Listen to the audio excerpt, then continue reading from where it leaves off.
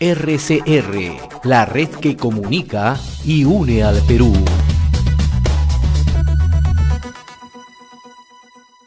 Somos RCR, Red de Comunicación Regional. Vamos a darle la bienvenida a Erika Dunkelberg. Ella es la vocera del colectivo Retorno Seguro.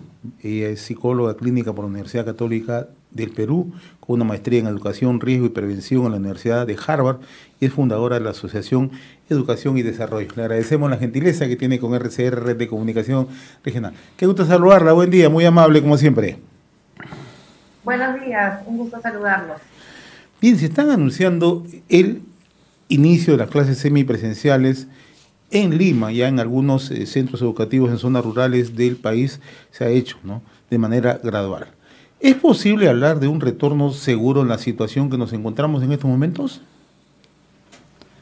Sí, por supuesto que sí es posible hablar de un retorno seguro. Creo que las medidas que ha planteado el Ministerio de Educación en la resolución ministerial, la 121, plantean condiciones muy precisas de bioseguridad en las instituciones educativas, plantean también condiciones para un retorno, un plan pedagógico que permita esta flexibilidad, esta gradualidad en el retorno. Entonces yo sí creo, evaluando toda la evidencia, que el mejor lugar ahora para los chicos donde deben estar es en las escuelas. Antes de seguir analizando justamente en perspectiva este retorno seguro, me gustaría, usted es psicóloga clínica, ¿no?, ¿qué tanto ha afectado justamente a los niños, a los menores, ¿no?, esta estancia por largo tiempo en casa, ¿no?, estas frustraciones que muchos han tenido en lo que corresponde a las clases a distancia o las clases remotas, ¿no? ¿Qué afectación emocional ha tenido? Son 18 meses en realidad, ¿no?, porque no solamente contemos el año lectivo, ¿no?, sino toda la emergencia, ¿no? ¿Cuál ha sido la afectación? Ha sido un tiempo muy prolongado, muy extenso. La medida y el impacto lo vamos a ver a futuro, cuando hagamos evaluaciones del estado de la salud de los niños, más a conciencia. Pero yo te diría que lo primero es que los niños necesitan la interacción social, necesitan interactuar con sus pares. Los niños desde los 3 años hasta los 18 necesitan ese entorno de vinculación con el otro para aprender, para conocerse a sí mismos, para desarrollar su autorregulación, comprender sus emociones. Entonces lo que les hemos hecho a los chicos es realmente quitarles eso que necesitaban para su desarrollo y para su bienestar. Les hemos removido de esa fuente y los hemos dejado en el hogar. Sí, está bien, el hogar suplía en un momento, cumple un rol muy importante, pero le hemos quitado la otra pata, el otro sostén a esta mesa de este arco, ¿no?, que le hemos quitado una viga, y eso no ha sido bueno para los niños. Entonces vemos reportes de niños que están con depresión, que están con ataques de ansiedad, de angustia, de pánico, ensimismados, que ya no quieren salir, que ya no quieren socializar con sus amigos, niños más pequeños que tienen miedo de salir y interactuar con sus amigos, ya no saben cómo va a ser eso, cómo resolver problemas cuando suscite alguna discusión entre ellos, niños que empiezan a dudar de sus capacidades que ya habían ido, y competencias que ya habían ido adquiriendo de manera natural en el proceso de socialización. Entonces, eso por el lado emocional. Y luego, en el momento que los niños no están interactuando con sus pares, también va a haber un retroceso. Por ejemplo, vamos a ver retrocesos en el lenguaje, porque el lenguaje que utilizan, la comunicación que utilizamos con los padres es de una manera, siempre es bidireccional y es un tipo de comunicación. En cambio, necesitamos hacer uso, los niños más pequeños, de ambientes muy ricos estimulantemente, lingüísticamente hablando, para que puedan desarrollar. Entonces yo estoy pensando, por ejemplo, en los niños de 3, 4, 5 años, ahí también vamos a tener que poner mucho esfuerzo cuando regresen a la escuela para poder potenciar eso. Pero principalmente yo diría que el impacto es a nivel socioemocional, ¿no?, de las habilidades blandas de los niños y esa capacidad de conocerse a sí mismos, de entenderse, de poder vincularse. Esa es la que hemos puesto en jaque con estos 18 meses de reclutamiento a los niños y mantenerlos fuera de la escuela. Ahora, señor Dunkelberg, se habla mucho en este tema, aparte obviamente de las decisiones y las políticas sectoriales que se tienen que establecer para determinar el reinicio gradual de las clases presenciales, el daño que están sufriendo los niños, no solamente en el tema cognitivo, sino también psicológico. ¿Tienen ustedes alguna información sustentada respecto a la afectación que están sufriendo los niños? Por ejemplo, la asistencia psicológica, por ejemplo, se ha incrementado hacia los niños que están en este confinamiento permanente.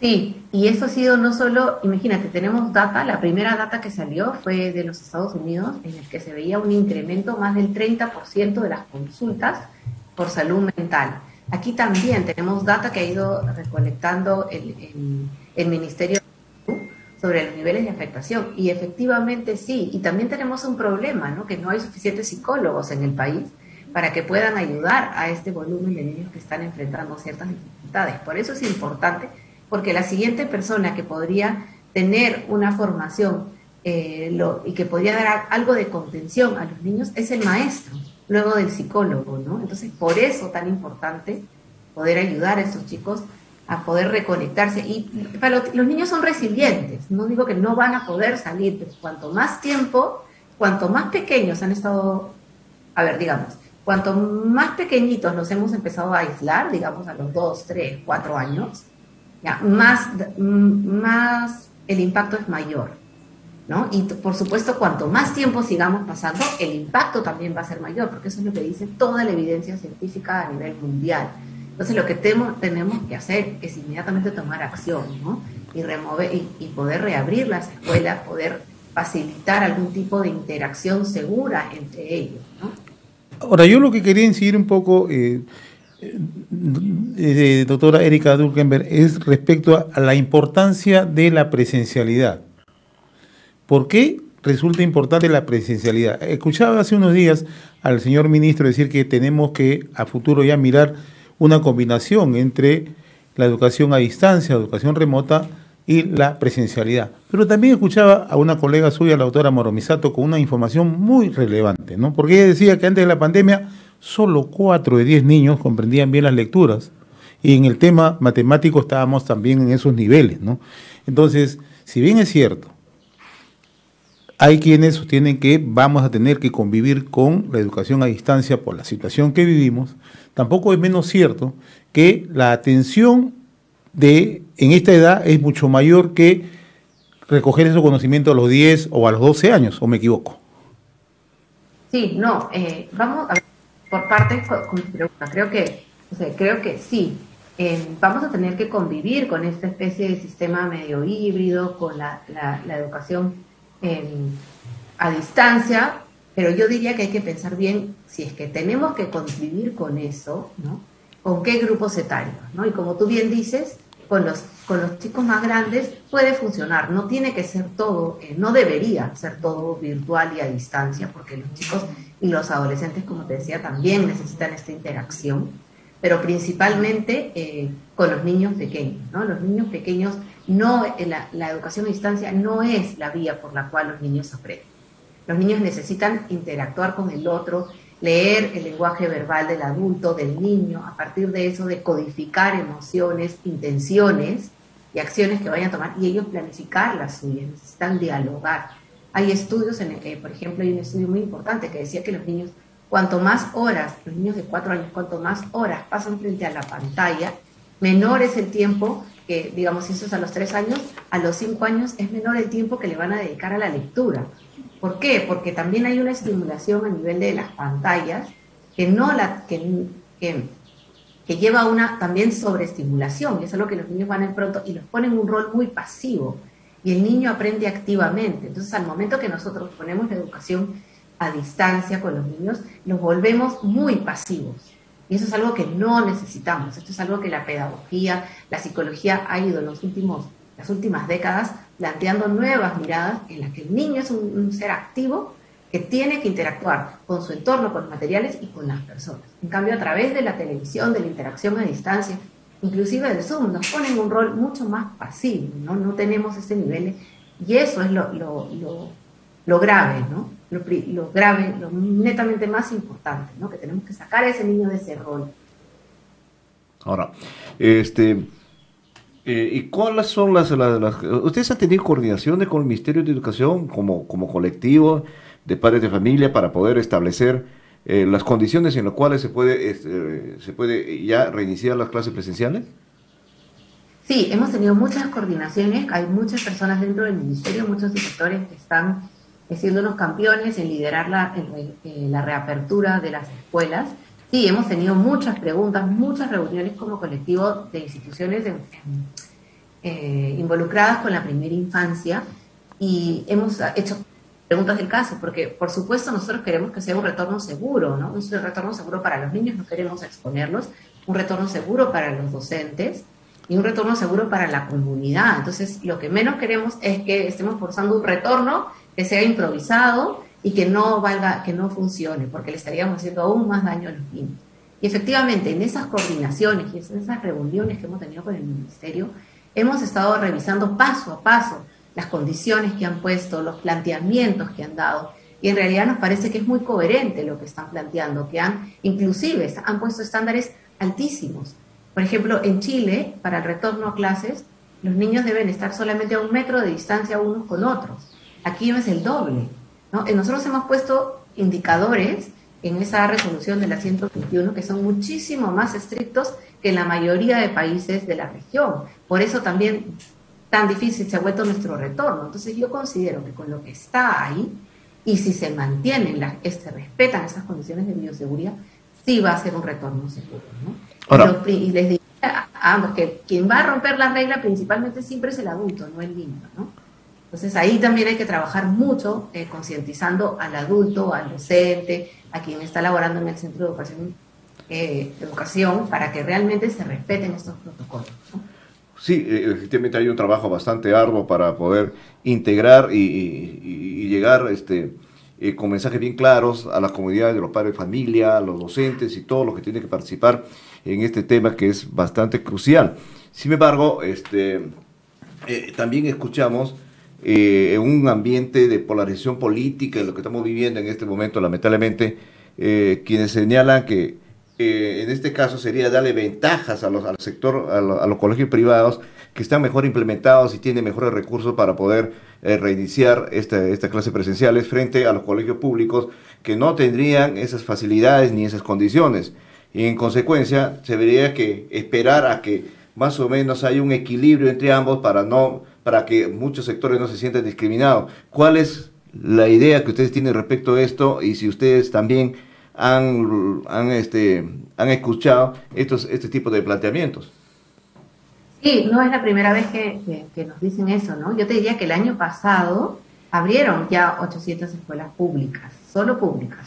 Y este año ya hay 6.000 instituciones educativas funcionando que son públicas en otros contextos. De repente, en el contexto urbano, sí, definitivamente esas escuelas que van a empezar a abrir sobre todo bajo la ruta de la excepcionalidad, de la 273, la gran parte, porque son las que han presentado su plan, lo tenían ya listo, son las que han implementado rápidamente su plan, van a empezar a abrir, pero dentro de ellas tenemos una institución educativa pública, que es una institución educativa emblemática en Miraflores, que vamos a ver también cómo funciona. Entonces yo sí creo que se está tratando de lograr que tanto públicas y privadas puedan reaperturar. Acá también depende mucho de la capacidad de gestión del director, de cómo se ha ido movilizando, y eso es algo que lo veníamos diciendo desde mayo, desde antes, ¿no? Tenemos que tener el consenso de la comunidad, tenemos que implementar nuestras condiciones de bioseguridad para que cuando nos digan ya y está la luz verde,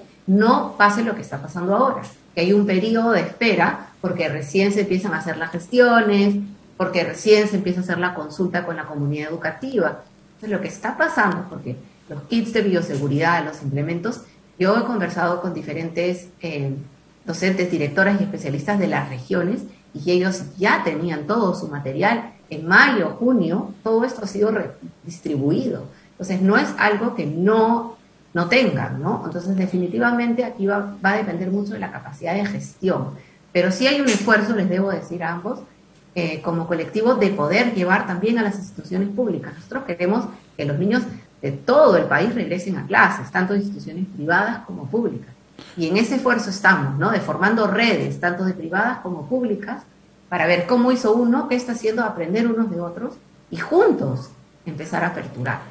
Bien, estamos dialogando con la doctora Erika Dulkenberg, ella es vocera del colectivo Retorno Seguro, psicóloga clínica por la Universidad Católica del Perú, con una maestría en Educación, Riesgo y Prevención en la Universidad de Harvard, y es fundadora de la Asociación Educación y Desarrollo. Otro tema real es que producto justamente de la pandemia, producto de la crisis sanitaria, de la crisis de salud, la migración de gran cantidad de alumnos de escuelas privadas a escuelas públicas. La pregunta es muy directa. ¿Los profesores están suficientemente preparados en estas condiciones? Los profesores, los docentes están en la capacidad de poder, primero, asumir toda esa carga en el número de alumnos y manejar las condiciones que usted mencionaba hace unos instantes, ¿no? Ese confinamiento largo que requiere ya de un trabajo mucho más dedicado, una aprehensión mucho más directa, ¿no? ¿Están preparados? Qué buena pregunta. Yo diría que son dos cosas, ¿no? Por un lado, estos 250.000 niños que interrumpieron la educación en el 2020, hay como 450.000 que están en riesgo, ¿no? Y que el Ministerio está monitoreando para que realmente no se vayan, y los 350.000 niños que migraron, ¿no? Por un lado, la migración sigue. El Ministerio tiene que hacer un buen esfuerzo porque lo que se trata no es de copar las aulas públicas con más niños, ¿no? Hay algo muy importante para la calidad educativa, que es el ratio, la proporción maestro-niño, ¿no? Entonces, mientras se hayan podido contratar nuevos maestros para que puedan atender a este grupo de niños, estamos bien, va a funcionar, ¿no? Lo importante aquí, y eso hay que estar vigilantes, es que no se saturen de niños las aulas, ¿no? Ahora, con el retorno a la semipresencialidad, los ratios implican que van a ser, cuando vuelvan a clases, no va a volver todo el salón. Va a volver un tercio, van a volver 12, 10, 15, dependiendo del tamaño del aula. Entonces van a tener que ponerlo un día unos, un día los otros, ¿no? Entonces ahí implica toda una capacidad logística de las instituciones educativas, que ahora se deben estar jalando los pelos de lo complicado que es, ¿no? Ahora, en términos de preparación del docente, creo que la pandemia nos ha afectado a todos muy duro, ¿no? Y a los docentes también les ha afectado muy duro. Yo creo que iniciativas como Te Escucho Docente, del Ministerio de Educación, está dando ese apoyo. Sí creo que como país vamos a tener que trabajar fuertemente en apuntalar a los maestros para que brinden ese soporte, ¿no? Se va a necesitar darle sostén a los maestros, generar redes, grupos de apoyo en los que ellos puedan hablar sobre las cosas que los chicos les cuentan y podamos procesar juntos, ¿no? Como equipo, de repente dentro de mi grupo de las maestras de primer grado o de tercer grado, nos juntamos y conversamos de lo que los niños nos están diciendo. Tener algún nivel de capacitaciones para que nos ayuden a manejar algunos aspectos, pero yo sí creo, el docente está preparado, un buen docente puede lidiar con esto, si es que ellos personalmente han podido también manejar sus propias angustias, sus propios temores. Yo creo que sí, van a necesitar apoyo definitivamente, ¿no? Pero creo que lo podemos hacer. Ahora, ¿y qué ocurre con el tema de las cunas, la guardería, doctora Dulkenberg, ¿no? Estamos poniendo mucha atención en el tema de las escuelas, ¿no? Pero las cunas, las guarderías, no le estamos poniendo atención y es un tema también clave, ¿no? Excelente pregunta. La verdad que sí, no está el foco en ellos, y a mí me da pena ver que Cuna Más todavía no reapertura sus servicios. Esperaríamos que Cuna Más pueda prontamente estar abriendo los servicios de cuidado diurno, por ejemplo, a familias que realmente necesitan. En muchísimos países lo que nunca se cerró fueron las cunas y las guarderías, porque las madres tenían que seguir trabajando, ¿no? Y acá mira cuánto tiempo ha pasado. Nosotros como colectivo hemos desarrollado protocolos que ayuden a las cunas que quieren abrir sobre qué cosas deben contemplar en esa reapertura, ¿no? Cómo deberían planificarlo. Hay mucha información también para apoyar a las cunas. Definitivamente estamos pensando que todavía no ha habido un planteamiento de que vamos a abrir la cuna en el horario corrido, ¿no? Pero yo creo que sí tiene que hacerse prontamente, porque si necesitamos que la mujer se inserte en el mercado laboral nuevamente, necesitamos que los niños regresen, ¿no? a los centros de cuidado diurno, ¿no? Y aquí Cuna Más sí, yo los invitaría a que lideren este esfuerzo, ¿no? Que nos demuestren que tienen toda la capacidad, las instalaciones para poder reabrir sus centros de cuidado diurno, ¿no? Cuanto antes. Ahora, doctora Duque, se ha hablado bastante, por ejemplo, de los problemas en el avance de las clases y la poca receptividad que ha tenido, y que los resultados no son buenos, ¿no? Durante todo este periodo que se ha hecho de educación a distancia y en condiciones muy precarias, por ejemplo, en algunas zonas del país donde ni siquiera tenían acceso a Internet. Y ahí hay una deficiencia, ahí hay un vacío real, o sea, hay una mala formación de estos niños, no han recibido la información correcta y en el plano educativo menos. En consecuencia, ¿se está contemplando algún mecanismo para recuperar y ponerlos, llegar a un nivel mínimo, si se quiere decir, para que esto, en cuestión de rendición académica para estos niños que han sido duramente afectados a lo largo de esta pandemia y con estas deficiencias que han tenido en el aprendizaje a distancia? Mira, sí creo que el Ministerio lo está contemplando con el decreto de urgencia que sacaron, de ver cómo va a ser esta aceleración y recuperación de las competencias, ¿no?, esenciales que los niños que tenemos que garantizar que hayan desarrollado en la educación a distancia. Hay evidencia, por ejemplo, de Chile, que la educación a distancia los niños no aprenden como quisiéramos, como desearíamos, inclusive en el mejor colegio, o en el mejor a nivel de calidad y en nivel socioeconómico en Chile, los niños no aprendían ni al 40 por 50% de lo que se esperaba. Y en una escuela de baja calidad, en definitiva, no llegaba ni al 10% de lo esperado para ese aprendizaje. Entonces, creo que tenemos que hacer dos cosas, ¿no? Y yo creo que el Ministerio lo tiene que estar pensando ahora, porque tiene que capacitar aquí fuertemente a los docentes para un tipo de evaluación. La primera evaluación del niño, a ver en qué está, en qué nivel está, cómo le ha ido,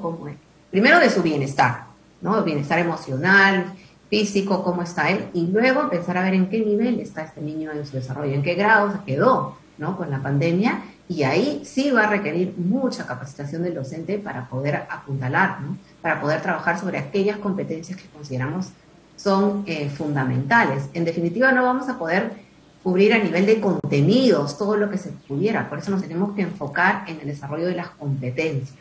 Si el niño es competente, adquiere esa competencia, luego la puede implementar para cualquier aspecto.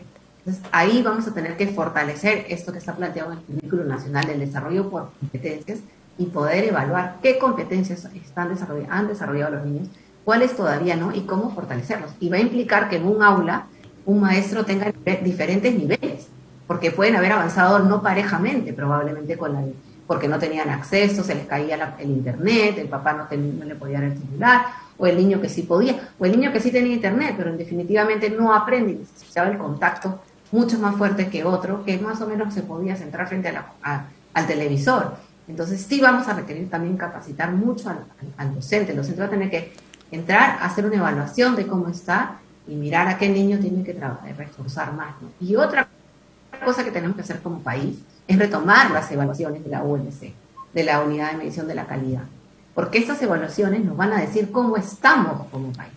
Y eso implica realmente sincerarnos y decir, sí, pusimos muchísimo esfuerzo en Aprendo en Casa, qué bueno que tuvimos Aprendo en Casa, ha logrado mantener cierta continuidad en los aprendizajes, pero en definitiva no le podemos pedir a un plátano que dé manzanas, no va a lograr lo que diríamos, ¿no?, que los niños aprendieron como en la presencialidad.